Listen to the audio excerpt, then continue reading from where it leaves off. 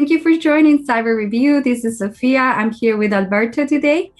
He's a cybersecurity expert, ethical hacker, and cyber mentor. He has more than 20 years of experience in the field of information security, and he's a platinum member at ISACA, and he's the author of the book, Operations Bitcoins Logging to Hell.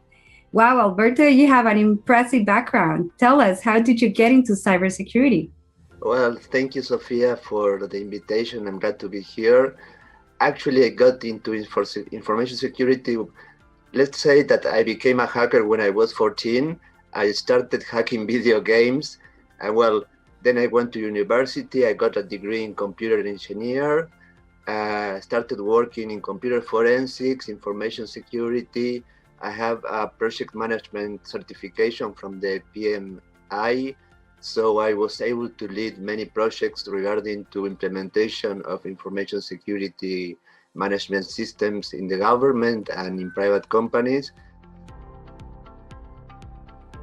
So, talking about your book, Operations Bitcoins Logging to Hell, what made you write a book like this? Well, actually, I have the pleasure of being the first hacker who was sent to prison in Uruguay for a supposed crime that happened in a medical health provider. And it was all part of a process that was very unclear, without any due diligence, without any warranties of a fair process. And I got involved only because I tried to help the medical provider in a security problem that they had and I had identified. So basically I ended up in prison for trying to help. And well, that made me wrote this book, because I couldn't imagine having lived all that situation without spreading to the world the story. And if I had to keep that to myself, I would feel so, wow, no, I have to talk about this. I have to tell the world about my story.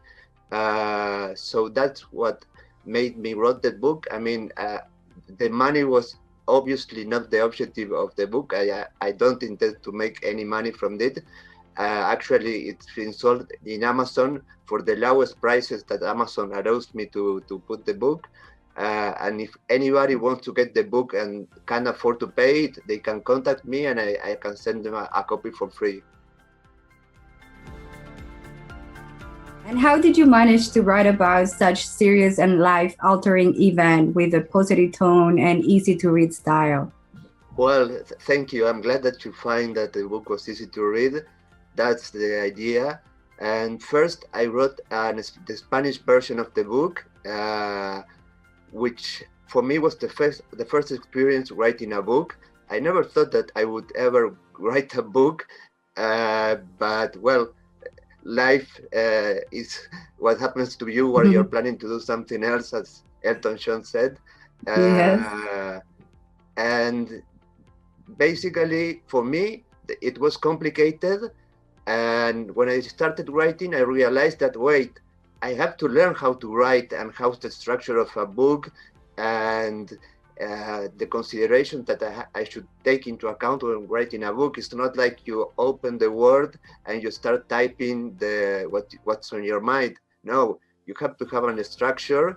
So I started taking courses online in order to learn how to make that structure. I mean, to separate the word in different chapters that had certain purpose. I mean, it's not like writing just what comes to your mind.